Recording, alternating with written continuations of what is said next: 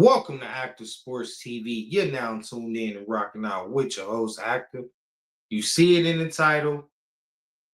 Don't make absolutely no sense. This here about to be an explosive episode. So if you came here to hear somebody get off and unleash on the Clipper organization, you're in the right spot. If you came to get the facts on what's transpiring, you in the right spot. So sit back, relax, let your boy put in the work, enjoy this content, and remember, hit that like button, subscribe if you're feeling what I'm putting down. Not gonna hold you. Got a whole lot to address. And the Los Angeles Clippers, all-time low at this point. Absolutely disgusting. What the hell is Lawrence Frank doing? What the hell is Ty Lue problem? Steve Ballmer, where you at, champ? We see you present in all the games. You the biggest mascot. You the biggest fan. You pour your heart and soul into this organization since taking over ownership. And you allow the overseers who you put in place to damage our reputation. Furthermore, with our legends, which we have very few of, but not just any legend, the legends of this organization. Now, I got to keep it all the way a buck with you. I've been a Clipper fan long before the Lob City era. 23 years into this thing, and ain't gonna stop. So if you came here to hear Clipper fans say he turned in his jersey, you definitely came to the wrong spot when it comes to this channel. But we gonna put lashes to that ass for sure. Pause. Because it's worthy and long overdue. And this right here, after seeing, some of the most catastrophic failures in the playoffs, time after time, dealing with, well, nothing gets worse than dollar certain. Let me just go ahead and kick that out there. I've seen worse than this. That trash owner before here definitely take the cake. So Clipper fans are familiar with dysfunction. Definitely. But when it comes from somebody with so much high hopes within our fan base, we gave in so much belief into this ownership, this new ownership, and this new front office, because we trust the ownership that much. You slap us in the face with manure, with this news. I'm gonna keep it PG just for the kids. 3 a.m. in the morning, Clipper legend CP3, Chris Paul, sent home, release, services no longer needed because of friction and dispute. And it all boils down to accountability. Get the fuck out of here. Disgusting. It's nasty. Absolutely nasty. And I don't understand at this point how Lawrence Frank and Ty Lue still have a job. I didn't know how Ty Lue kept his job prior to this year even beginning. Lawrence Frank, 2 years prior to this season beginning. This has been long overdue. Been long overdue. Clipper Nation have been pleading. The fan base have been pleading.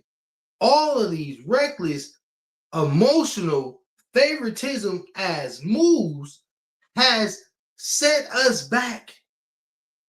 We went from a primary team destined to be finals bound to now the laughing stock again. Let me add that again of the National Basketball Association due to one man making several errors over a decade plus time span. When is it enough, Steve? When is it enough, Steve? Clipper Nation, we can listen. Most of them can't take no more. Most of the fan base cannot take no more of this. And I am in agreement. I understand fully. This here will drive any fan base crazy. It'll make any fans jump shit when you see your organization ran this loose, this dysfunctional, and not showing no problems moving forward. So, getting back on the CP3 release, fired on his day off, 3 a.m. notice. I'll give you the backstory on CP3. The man responsible for putting in motion for this new wave of Clipper errors to be relevant. Basically, the man that started to build the bricks at the end, put the bricks on the pavement at the Intuit Dome. That is not something that's possible without CP3 and Blake Griffin, BG. But let it not be mistaken, CP3 was the man that took the franchise and made it relevant. Elevated BG, Blake Griffin, to the all-star that he became. Honor him, give him all the props. Like I said, a Clipper legend through and through. You couldn't work out something better than this? Cool heads couldn't come to an agreement, bro, to where this was sorted out, to where it don't look this bad in the media. Like, where is the PR team? And then I ponder, because I know Steve Ballmer ain't that stupid. I know Steve Ballmer had to take it to an account. The backlash, the ripple effect, and more importantly, the disgust that the fan base was going to have, knowing that you were going to make a move like this, sending a Clipper legend home 3 a.m. on the road. And it ain't like what he's doing is that detrimental to the team. We're 5-16. 5-16. Half the team is on injury report, injury reserve. What couldn't be worked through to where CP3 get his rifle farewell tour on the rifle team he should have retired with off the bat? No, it was no brainer. Clipper Nation wanted him to retire here when he went to Phoenix, and he put us out, bro. And to go on to the finals, that killed us as a fan base because we knew that CP3 had that same ability to do it with us. He never did, which we will address because CP3, you're not a prayer book, and I gotta keep it real on this channel. A lot of things have to be questioned with you as well because there was a lot of promises to this fan base, and it seemed like at some point of this, you reneged and you decided that you're gonna take things into your own hands. And even though the sentimental value lies with the fan base, and we gonna back you 100% because we know what you did, we know what you accomplished, bruh. You wasn't playing up to par. Like, we gotta keep that all the way frank, champ. We gotta keep it 1,000. You wasn't playing up to par. And we're gonna get into some audio breaking down the rumors and the speculation from another Clipper legend, another Clipper great, and Lou Will, Cash Money Lou, I call him. And his perspective being somewhat of an insider, knowing, getting some back, some backstage information, as I should say, you know what I mean, that we not privileged to kind of sum this up. And then I'm gonna go ahead and go furthermore into my distaste for Lawrence Frank, and we will be addressing Ty Lue as well. But give me 1 second to put this audio together. And it's also sad. Let me before I get this audio together, let me add as well as Ty Lue. What a disappointment, bro. What a disappointment. All of this players coach, all of this, oh, Ty Lue knows what he's doing. He can manage anything. He's an adjuster. You give Ty Lue just a few minutes and he can adjust. And you can't adjust to a strong mentality, attitude, a leadership, and on your roster, you couldn't manage to deal with those egos, yourself included, to where you find some way to where everybody meet common ground and get what they want out of this situation. Because at the end of the day, you're doing what you love, right? This man has done it for 20 years.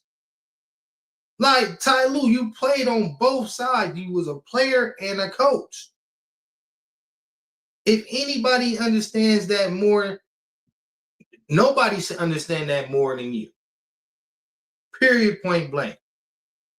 And we may not be privileged to all of what was said, but this fan base right here is demanding answers, bro. You don't have to tell us a little bit more than it didn't fit, because this here don't fit our organization. This ain't what we signed up for, bro. This ain't where we thought this new ownership taking over the Los Angeles Clippers was going to take this franchise.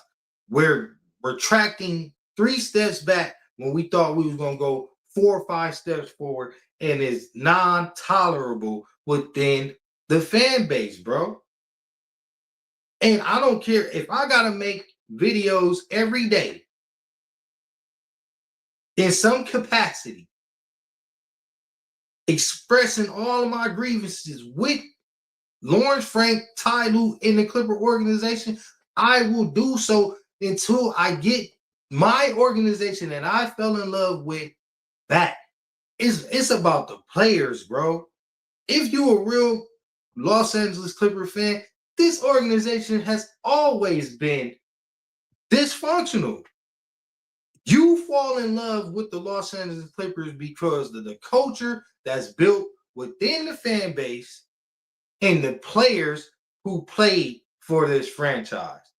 Everybody has a diehard, long time favorite Clipper. Period. You've never heard no one brag about how great the Clipper organization is. So let's not be bozos and act like just because what took place today is something that's new, or the other day. It's something that's new that has transpired that we never seen before. With this organization under the worst owner known to man, not gonna even mention his goddamn name because he ain't worth talking about. But that guy, after dealing with that dysfunction, seeing somebody with the joy done everything. Look, Steve Ballmer has done his part.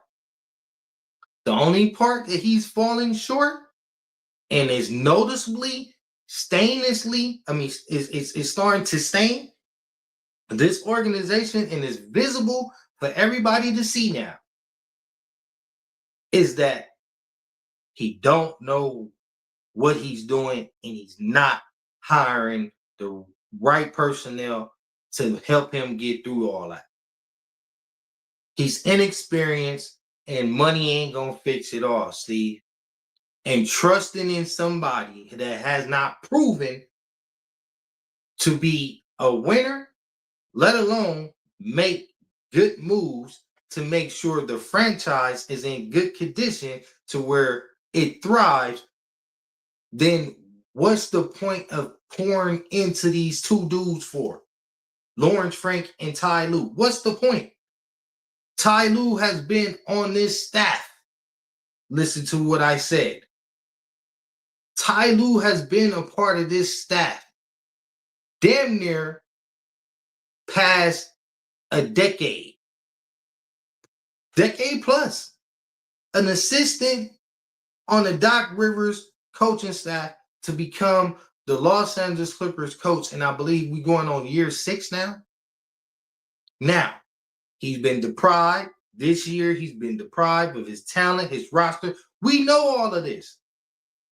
But as diehard Clipper fans, if what CP3 allegedly is alleging to, holding accountability as far as rosters and personnel moves, so on and so forth, if that's the grief that CP3 is having with Ty Lue, he's speaking our language and getting it through to the masses of what we've been crying as a fan base from the sidelines, asking and pleading for this coaching staff to do.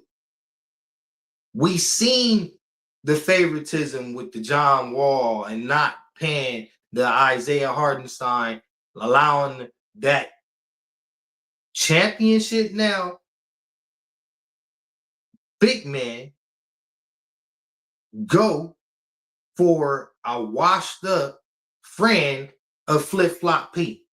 We seen Lawrence Frank make the worst trade in recent history when acquiring Kawhi Leonard and Paul George, giving away SGA and all of our damn picks just so that we can rebuild something here. We can get closer to the ultimate goal, which is winning the championship. And I cannot knock Frank, and I'm not going to hold all of that against him, because when you think business-wise and you think in that time as opposed to now, it was the move to make. Yeah, he could have bargained to try to keep more picks, but OKC, they put the demand down, and that's just what it was. They had a lot invested in Paul George. They just extended Paul George. They were going to build around Paul George. So the same intentions that Lawrence Frank had when acquiring Paul George to match up with Kawhi Leonard, was the same ideas and the same things transpiring with OKC prior to us making the trade.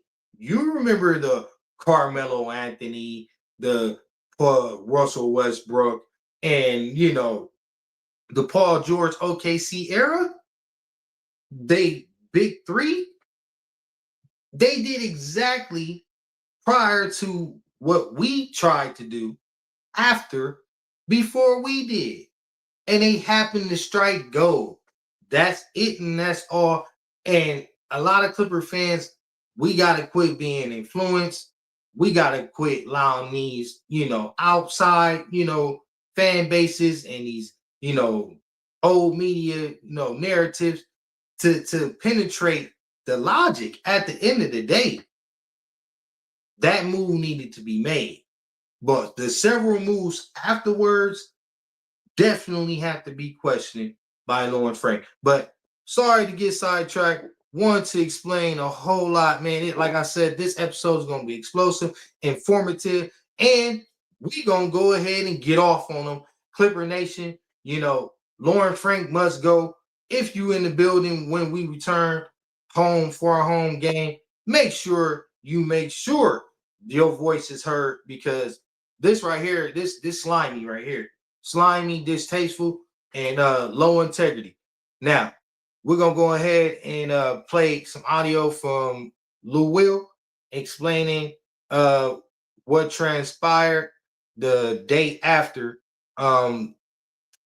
CP3 was released. On the same page, and you don't know what his tone or context is when he's trying to do this day in and day out, from the staff, from the room to all things. Everybody knows that Paul has been this type of leader his entire career. He's always been boisterous and always has been opinionated. Has always been a captain, a leader, somebody whose voice has been taken into consideration. When he speaks, people listen. When you get to a certain place in your career, if the squeeze ain't worth the juice, you get into a scenario where people don't really want to hear you talk or what you got to say, especially when you're on a team with a bunch of veterans. Like, there's not a lot of young guys on this Clippers team, right? Like, it's not a rookie or second year, a bunch of young guys that Chris Paul can run around and put his arm around and push them forward. All of these guys are peers of his. These guys are veterans just as much as he is. And I'm going to pause it right there just to give some quick reaction to what Lou Will putting down. Shout out to Lou Will, man. Let me go ahead and get a proper, salute. Running back, the Running Back Sports Podcast. Shout out to them, man. Lou Will do a wonderful job over there with I believe it's Sportsnet. And they be doing good content over there, man. And as usual, Lou Will, man, he's gonna put the facts out there and he's gonna let it be known. And I can see both sides of this perspective, bro. But I'm gonna keep it all the way real. I lean more towards CP3 just because I feel like he earned that right. I feel like he earned that right in order to be able to speak his mind, but respectfully. You feel me? Because that respectful part is a key factor.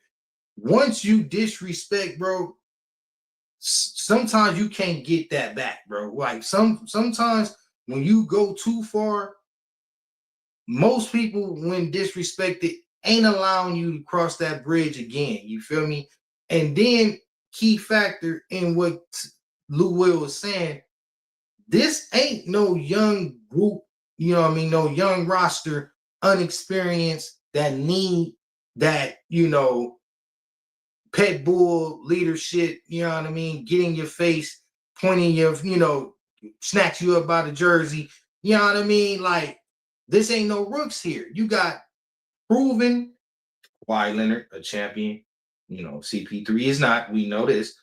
And you got a decorated superstar in James Harden, who's currently putting his team on his back, night in, night out, dropping 50 balls, dropping 40 pieces, and he's doing this under man.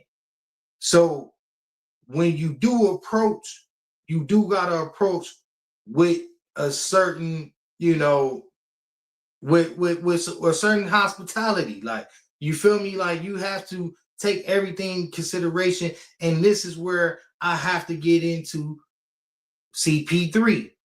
Bro, what was you so adamant about getting at the front office and the coaching staff about, when your purpose here was just to be embraced and celebrated?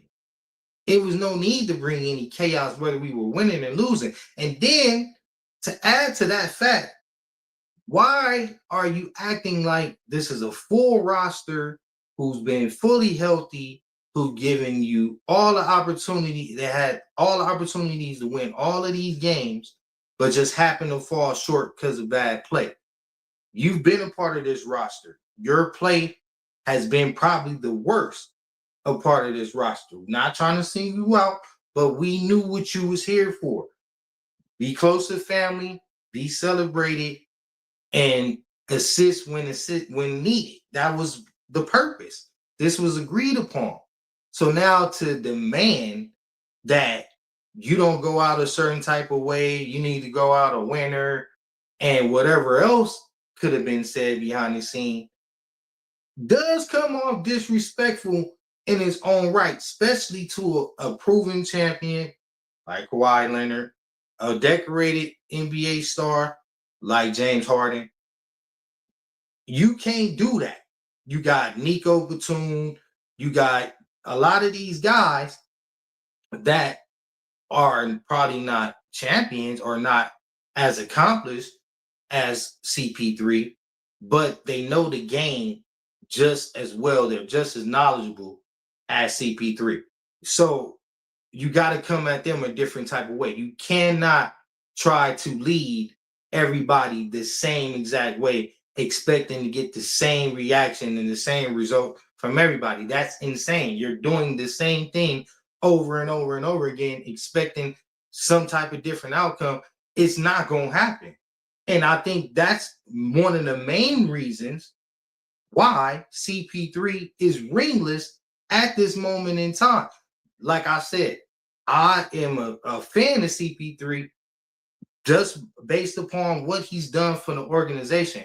But I cannot ignore the facts of what his MO is, why a lot of people do not like CP3, why he's been on so many teams, and throughout all of those teams, he has not won a ring. Phoenix, DeAndre Ayton, him couldn't get along. It was toxic within that locker room. DeAndre Ayton had to leave. Phoenix never reached the finals again. Once you have something that's already mixed up and good like gumbo, you don't need to do nothing else to it. But when you try to add all of this additional season when it's just right, it's over with. Now you will never get that flavor. You'll never get what you had by overdoing it. And CP3 has that complex. He does not know when to draw back. He doesn't know when it's constructive criticism. He doesn't know when it's helpful and non-helpful.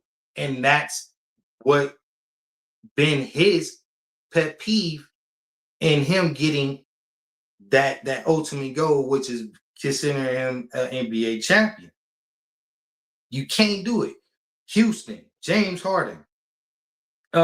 It was ruffling and rumors about Kevin McHale prior to CP3 being traded to Houston from the Los Angeles Clippers.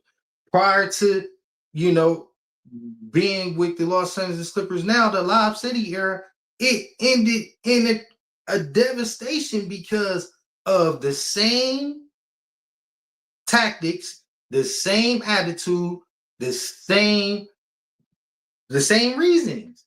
The same reasons why Lob City couldn't get over a hump, never went past the second round, is because of ego, bad attitude, and improper leadership. Everybody want to crown CP3 and say, He's this ultimate leader. He knows how to win. He knows how to win. Yes, he knows how to mold young players to be winners. Yes, he knows how to get a team throughout the playoffs to a certain extent. But he's never, and I mean never, took any NBA team that he ever played for to the finals and won a ring based upon his leadership. So that's false. And the narrative won't be so thick around his name if that was true. So we got to take everything in consideration. Lou, I haven't been talking too much. Go ahead and give him some more audio. You're losing, and some of these guys have been on this roster, a number of years at this point, and Chris comes in, he has a bunch to say, he has a bunch of bossing around to do. That can be taken the wrong way, or guys just simply ain't trying to hear it. Ty Lue probably just wasn't trying to hear it, and so seeing Chris yesterday on FaceTime with Blake and DJ. I actually was on the phone with DJ when that call came in, and he had to get off the phone with me. Looked like he's in good spirits, man. Looked like he's in good spirits, and I'm making that judgment based off of just seeing. I gotta pause it one more time. This won't be as long, but that was a little petty if you ask me, bro. When it comes to CP3 and that Instagram post with Blake Griffin and DJ, and they all, smiling and whatnot, and they laughing basically at the organization, talking about or trying to reference in some way how dysfunctional the organization is. Why you laughing? All y'all laughing in that photo. Just remember, you are the reason why we are the laughing stock. Period. The Clipper era, the recent Clipper era, start with Lob City. And because of that dysfunction between the individuals in that Instagram captured photo posted on CP3 IG, them all smiling and being all in cahoots and all of that, bro, that was super low on his part, because it's like a double whammy when it comes to the fans, bro. We got to deal with this problem with the organization not finding out a better way to handle this situation to where we get to see you in the light that we want to see you. We get to champion you as the legend that you are. You feel me? So we got to deal with that and deal with the fact that it looks horrible. It looks bad. It is bad. And then to see our legends sit there and point a finger at the organization, the ones that also had an opportunity to kill this narrative, get they shit in order, and go win the championship for the Lob City era, which that got so bad to where trades needed to be made. Blake Griffin wasn't on speaking terms with CP3. DJ wasn't. It was crazy. The same exact toxic locker room and the dysfunction that transpiring today has already been reported. So this is the thing that I have to. I have a question for Clipper fans. What are you really mad at? The fact that we have a GM and a coach who happens to not know what they're doing, because that's valid. I'm all the way with you. Fire them, get the hell out of here, unproven. But this CP3 situation being magnified and blown up the way that it is, like if that's the real reason why these two have to go, I ain't signing up for that. I'm not signing up for that, because at the end of the day, we know CP3, we know Lawrence Frank, we know Ty Lue, and they knew how CP3 was. That was something that was definitely known by the organization. I mean, he's been with us for damn near a decade prior. But it's a difference, bro. It's a difference when you're not the superstar and you're the 15th man on the bench. It's a difference when you putting up 25 points, 30 points a night, and you only putting up 2, and you only been here for less than 3 months, less than 4 months. Bro ain't even we barely got 20 games in the season, and CP3 crashed out. Bro, and on top of that, you got Bogey Bogdanovic out. You got Bradley Beal out for the season. You got Derrick Jones Jr. out. You had Kawhi out for majority of the time. And Brook Lopez is just a shell of himself. I mean, and then when you add yourself into that, that's 7 of the 15 on the roster incapable of producing. That's the problem. Injuries and old heads who cannot get the job done. And then the old head goes and lash out and says what needs to be changed and what needs to be done. Listen, it wasn't gonna go well, but I just really, really wish Lawrence Frank had better integrity, was more honest with the fan base and forthcoming with CP3 and found a way to better handle the situation. I believe CP3 could have still been on that roster, on that bench, and nothing like this should have had transpired. But we don't have the right people in the front office to make that happen. And that's what's been exposed. If anything, the biggest thing that I take away from this whole saga is that we have been exposed as an organization to the rest of the basketball world and sports world who involved and who's pay attention, that the Los Angeles Clippers don't know shit about what it is that they're doing and how it is that they know how to go about handling business and, first of all, getting closer to a championship and properly sending off their legends in the right way. I want to go ahead and sum up this audio real quick. We ain't going to take too much more. Just want to get a little bit more insight on what Lou Will said transpired the day after CP3 was released. Smile from a screenshot. I haven't heard anything. That's my assessment of the situation. Not Chris Paul that everybody's accustomed to seeing, and you can't go out there on the floor and put those numbers on the board that guys are used to you seeing. You got a lot to say and trying to hold people accountable. It could be taken the wrong way, or guys just simply ain't trying to hear it. In my opinion, it looked like that's what the situation was with this Clippers thing. So there you have it. That's the update.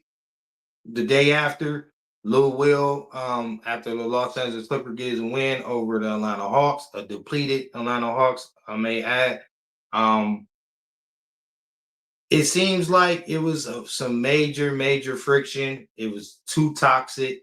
Some words were said that couldn't be forgiven. I do see the optics of it all. You know what I mean? From the outside looking in, you like, man, everybody over there weak. CP3 supposed to be able to come up in there, say what he won't, do what he won't. And them dudes supposed to snap to it, get right to it like he's CP3. But these ain't no, year 2, year 3, you know what I mean? Rookies, having to learn the game. And when it comes down to resume, the only proven champion on that roster is Kawhi Leonard. Period, point blank.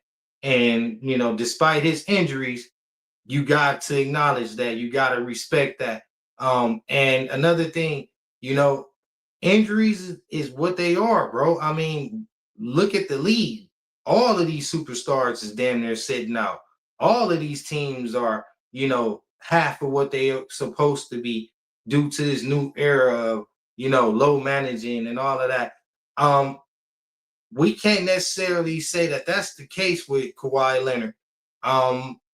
But on top of that, even if that's the case, you don't go out your way to ruffle feathers to where things may start leaving the camp.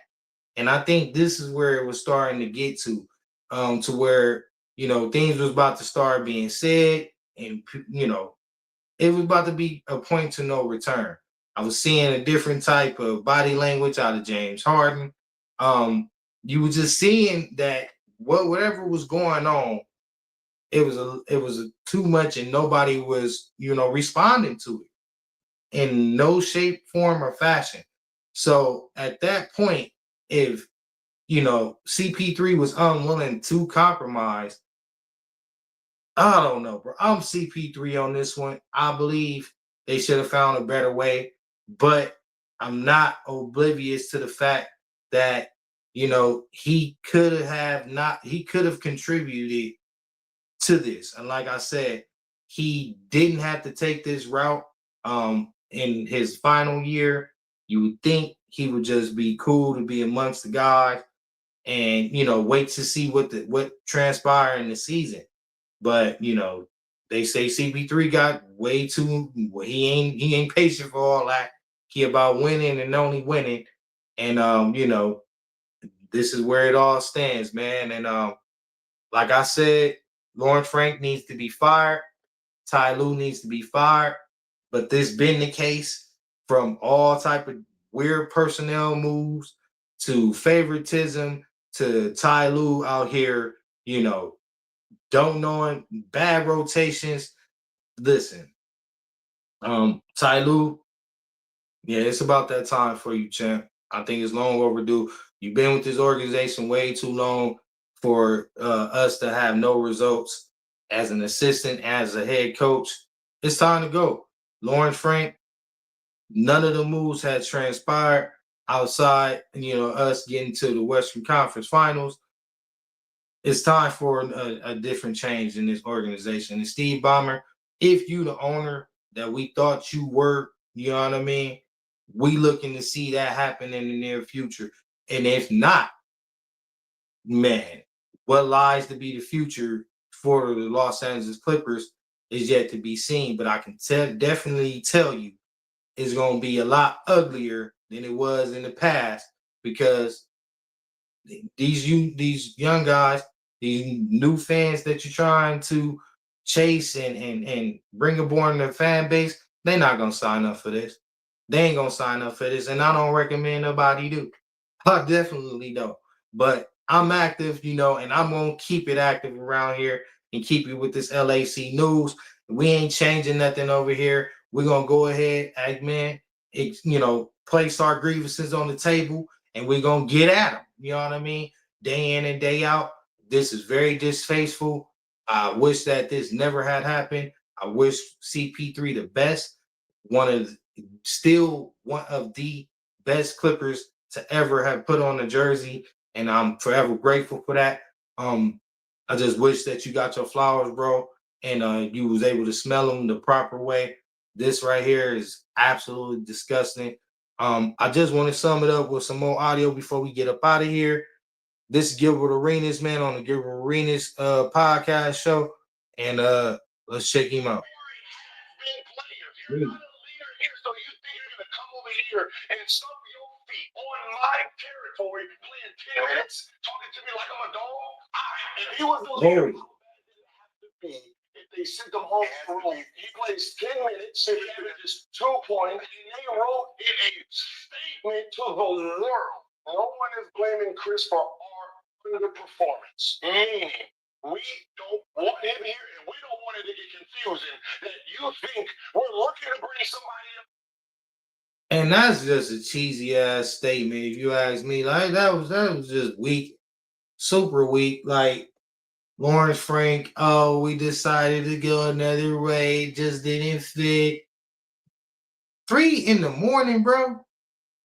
Then it's coming out, that oh, he wasn't supposed to play in the Miami game, and we were supposed to have a meeting, and these meetings fell through.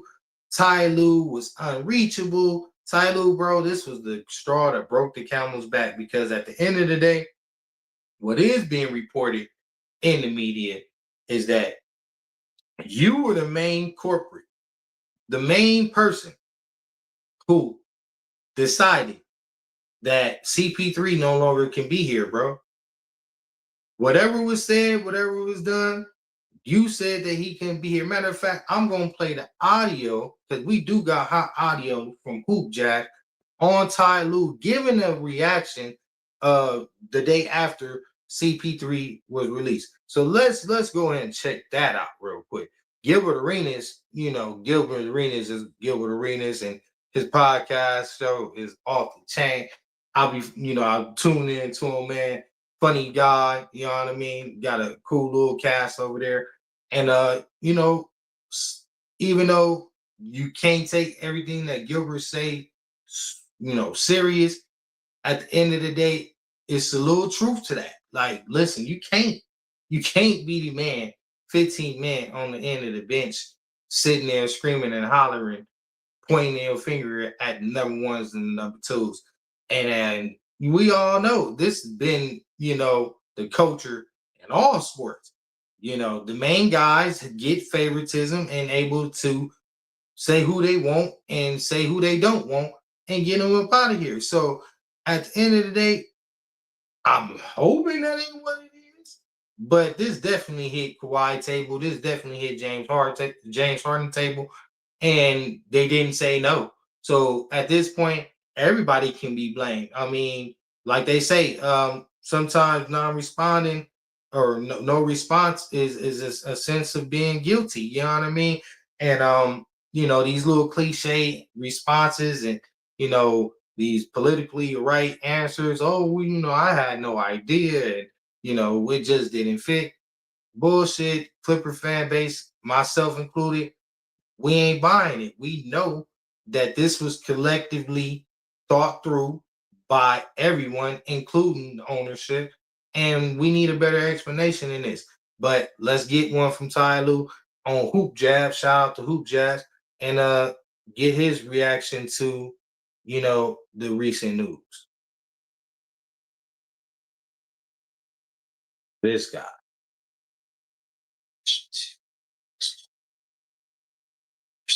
Things were with Chris.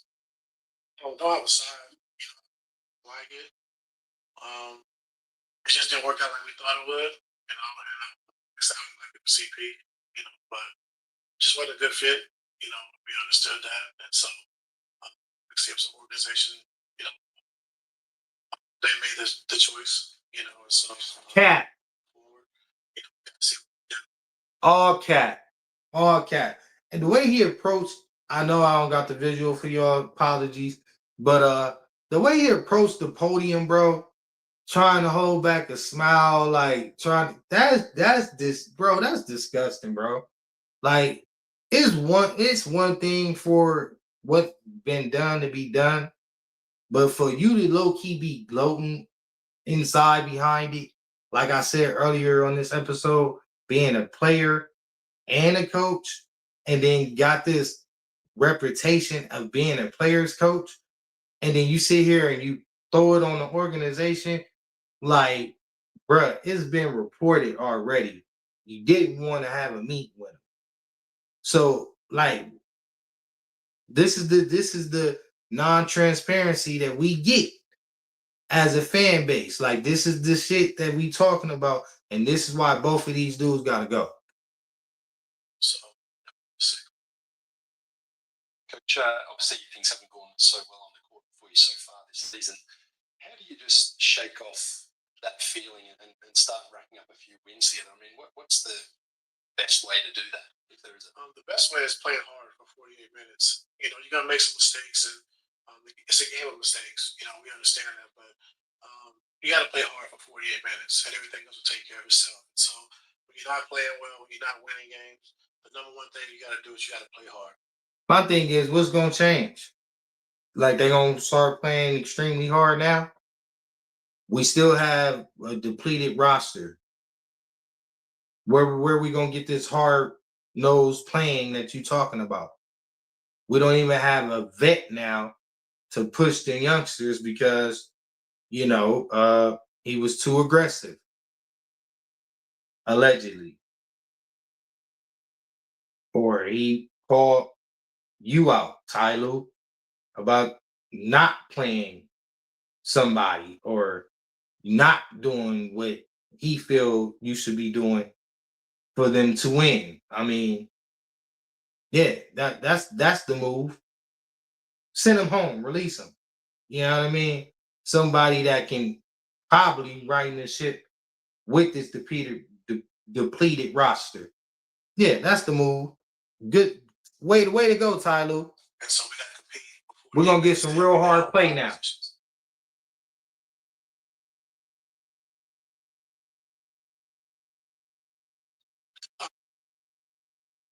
I think Kawhi, more minutes. I mean, it's great for us. We see when he's on the floor, his productivity, where we are offensively, defensively, we're a lot better. So just having like minutes, consistent minutes, it's better for us. So we just got to. And another thing, we starting off this a healthy Kawhi. Listen, if Kawhi is not healthy at this point, and it's bids out here for Kawhi Leonard, ship his ass to whatever franchise that's gonna give us first round picks. 2, 3. We need multiple picks. But all of this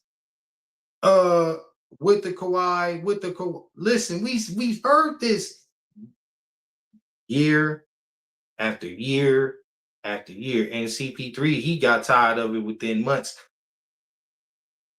If he's injured, where is the direction?